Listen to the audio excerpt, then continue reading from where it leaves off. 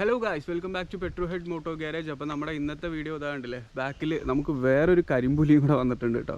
അപ്പോൾ ഇത് നമ്മൾ അന്ന് കാണിച്ച സഫാരി അല്ല, ആക്ച്വലി നമുക്ക് പെയിൻറ്റിങ്ങിനും പാച്ച് വർക്കിനായിട്ട് വന്നിരിക്കുന്ന സഫാരി അല്ല. ഇതൊരു 2.2 ഡൈക്കോറാണ്. നമ്മൾ അന്ന് പരിചയപ്പെടുത്തിയത് ഒരു 3 ലിറ്റർ വണ്ടിയാണ്. ഇറ്റ്സ് എ 4x4, ഒരു 4x4 ഡൈക്കോർ വന്നിട്ടുണ്ട്. ആക്ച്വലി ഇതിന് നമുക്ക് പെയിൻറ്റിങ്ങോ പരിപാടികളോ അങ്ങനത്തെ യാതൊരു പരിപാടിയും നമ്മുടെ അടുത്ത് പറഞ്ഞിട്ടില്ല. ഇതിനുള്ള വർക്ക് എന്താണെന്ന് വെച്ച് കഴിഞ്ഞാൽ ഇത് പവർ ഡ്രോപ്പായിരുന്നു. ഇതൊരു 2012 മോഡൽ വണ്ടിയാണ്. നമുക്ക് തൃശ്ശൂരിൽ നിന്ന് വർക്കിന് വന്നിരിക്കുന്ന വണ്ടിയാട്ടോ. നമ്മുടെ വീഡിയോ കണ്ടിട്ട് വർക്കിന് വന്നതാണ്. അപ്പോൾ നമ്മൾ ഇതിൻ്റെ വർക്ക്സ് എല്ലാം കംപ്ലീറ്റ് ചെയ്തിട്ടുണ്ട്. മെയിനായിട്ടുള്ള ഇഷ്യൂസ് ഇലക്ട്രിക്കൽ ഇഷ്യൂസ് ആയിരുന്നു. അപ്പോൾ കുറച്ച് തലവേദന പിടിച്ച പരിപാടിയാണ് 2.2ൻ്റെ ഇലക്ട്രിക്കൽ വർക്ക്സ്. അപ്പോൾ നമ്മൾ അതെല്ലാം ക്ലിയർ ചെയ്ത് ഫുള്ള് സെറ്റ് ചെയ്തിട്ടുണ്ട്. വണ്ടിയുടെ പ്രശ്നം എന്തായിരുന്നു എന്ന് വെച്ച് കഴിഞ്ഞാൽ വണ്ടി കയറ്റം കയറില്ല. അതുപോലെ തന്നെ വണ്ടി ഓടിക്കൊണ്ടിരിക്കുന്നതിൻ്റെ ചെക്ക് എഞ്ചിൻ വാണിംഗ് വന്നിട്ട് ആ ഒരു പവർ ഡ്രോപ്പ് വണ്ടി അങ്ങ് എന്താ പറയുക, ഒരു പുള്ളിങ് ഇല്ലാത്ത പോലെ അങ്ങ് ആയി നിൽക്കും. അതായത് വണ്ടി തീരെ പവർ ഇല്ലാത്ത ഒരു ചെറിയ കയറ്റം പോലും വണ്ടി കയറില്ലായിരുന്നു കേട്ടോ. ഇപ്പോൾ നമ്മൾ ഫുള്ള് സെറ്റാക്കിയിട്ടുണ്ട്. അല്ല, അടിച്ചു പൊളിച്ച് ഓടിച്ചു.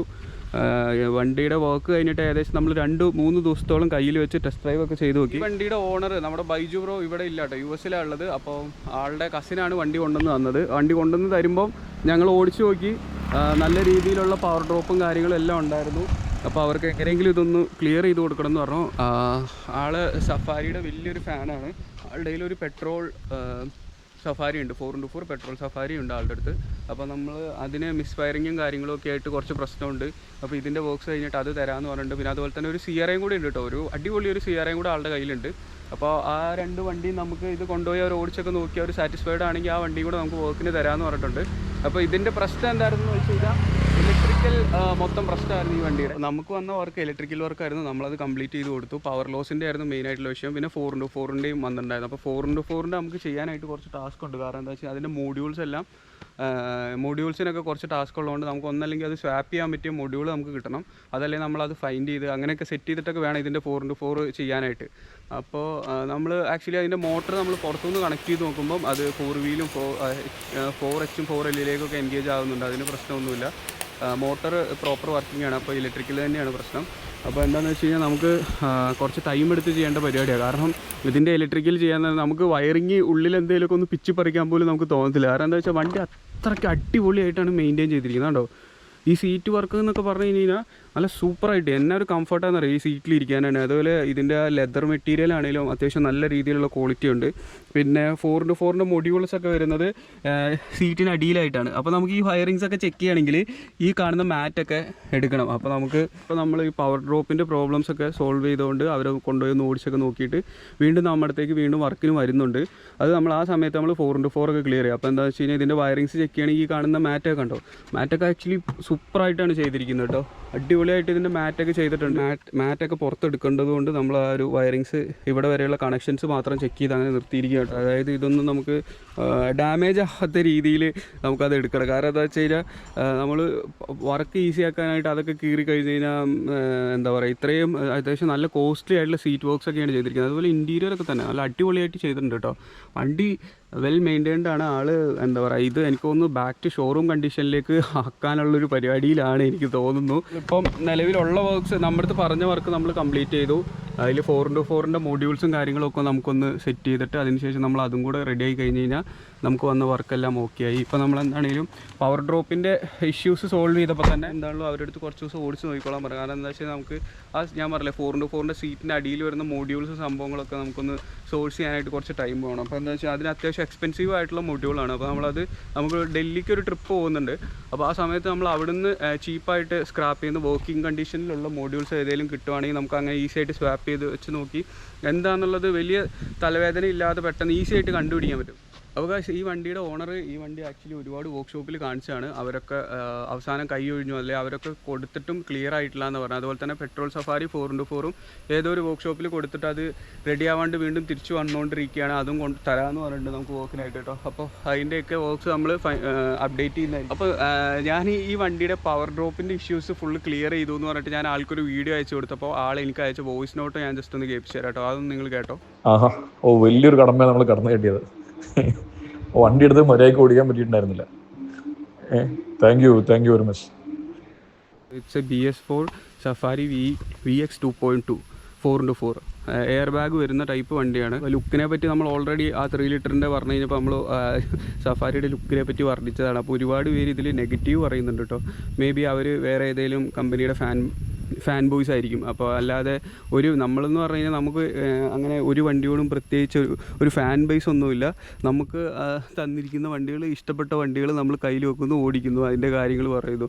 അതിപ്പോൾ നമ്മൾ ലാൻഡ് റോവർ എന്നാലും പറയും, ഈവൻ പ്രീമിയർ പത്മിനി എന്നാലും പറയും, അംബാസഡർ എന്നാലും പറയും, മാരുതി 800 എന്നാലും പറയും. അപ്പോൾ അതിൻ്റെയൊക്കെ നമ്മൾ ആ ഒരു ഡിസൈനിങ്ങും ആ ഒരു ഭംഗിയും കാര്യങ്ങളൊക്കെ നമ്മൾ പറയും. അപ്പോൾ കഴിഞ്ഞ വീഡിയോസിൽ ഒരുപാട് പേര് കമൻറ്റ് ചെയ്ത് ഞാൻ നോട്ടീസ് ചെയ്തിരുന്നു, ടാറ്റ ഈസ് എ ബിഗ് തലവേദന. അത് കഴിഞ്ഞിട്ടാണ് നമ്മൾ അടുത്ത വീഡിയോയിൽ ടാറ്റ ഒരു തലവേദനയാണെന്ന് ചോദിച്ചു കേട്ടോ. അപ്പോൾ എന്തൊക്കെ പറഞ്ഞാൽ ഒരു ഇൻ്റർനാഷണൽ ലുക്കിലാണ് വണ്ടി നമുക്ക് ചെയ്തു തന്നിരിക്കുന്നത്. ഇതിൻ്റെ ആ എക്സോസ്റ്റൊക്കെ കണ്ടാൽ അറിയാം. എനിക്ക് തോന്നുന്നു ഫോർഡിൻ്റെ വണ്ടികൾക്കൊക്കെയാണ് ഇതുപോലൊരു എക്സോസ്റ്റും കാര്യങ്ങളൊക്കെ വന്നിരിക്കുന്നത്. പിന്നെ അതുപോലെ തന്നെ ഇതിൻ്റെ സെൻസർ, ഞാൻ വയറിങ് ഇഷ്യൂസ് ആയിട്ട് വന്നു കഴിഞ്ഞപ്പോൾ ഞാനിപ്പോൾ ഇത്രയും സെൻസേഴ്സ് കാര്യങ്ങളൊക്കെ ചെക്ക് ചെയ്തപ്പോഴാണ് മനസ്സിലായത് ഒക്കെ നല്ല സൂപ്പർ ക്വാളിറ്റിയിലുള്ള സെൻസേഴ്സൊക്കെയാണ് വണ്ടിയിൽ കൊടുത്തിരിക്കുന്നത്. ജർമ്മൻ മെയ്ഡും അങ്ങനെയൊക്കെയുള്ള മെയ്ഡാണ് വന്നിരിക്കുന്നത് കേട്ടോ. ഞാൻ ഇതിൻ്റെ എഞ്ചിൻ റൂമും കൂടെ ഒന്ന് കാണിച്ചു തരാം.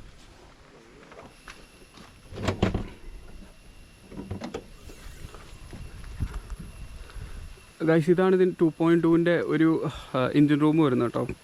വയറിങ്ങുകളൊക്കെ നമ്മൾ അത്യാവശ്യം ചെക്ക് ചെയ്ത് എല്ലാം ആക്കി, കുറച്ച് അലമ്പ് പിടിച്ച് ചേർന്ന വയറിങ്ങൊക്കെ റെഡിയാക്കി നമുക്ക് വേണ്ട സ്ഥലത്തെല്ലാം നമ്മൾ കൈവച്ച് ഒക്കെ റെഡിയാക്കിയിട്ടുണ്ട്. പിന്നെ എന്താ വെച്ച് കഴിഞ്ഞാൽ ഇതിൻ്റെ ഒരു കുഴപ്പം, ഇത്രയും പഴയതായതുകൊണ്ട് വയറിങ് പല സ്ഥലത്തും പൊട്ടിപ്പോവും.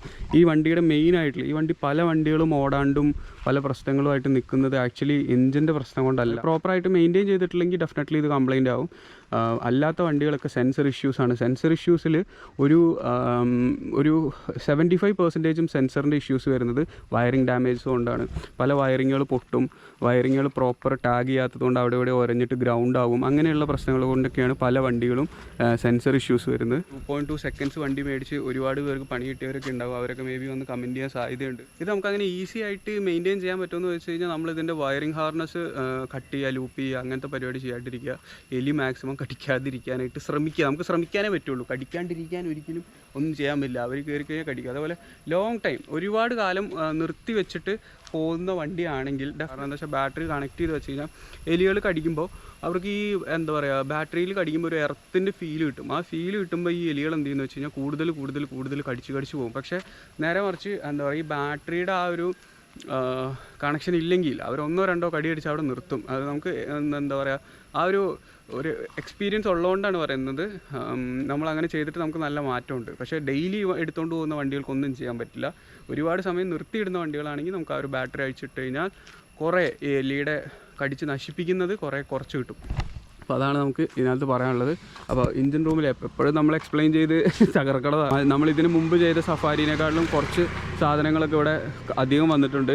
അതായത് ഇതാണ് ഈ വണ്ടിയുടെ ABS മോഡ്യൂൾ എന്ന് പറയുന്നത് കേട്ടോ. ഇതാണ് ABS മോഡ്യൂൾ. പിന്നെ ഇതാണ് ക്ലച്ചിൻ്റെ വരുന്നത്. പിന്നെ അതുപോലെ തന്നെ ബ്രേക്കിൻ്റെ ഇതാണ് ഇതിൻ്റെ ടർബോ 2.2 ടർബോ വരുന്നത്. ഇതാണ് ഇതാണ് ടർബോ കാര്യങ്ങളൊക്കെ വരുന്നത്. ഞാൻ ജസ്റ്റ് ഇതിൻ്റെ ഒരു ഇത് കാണിച്ചു തരാം കേട്ടോ. ഇതിൽ എഴുതിയുണ്ടോ?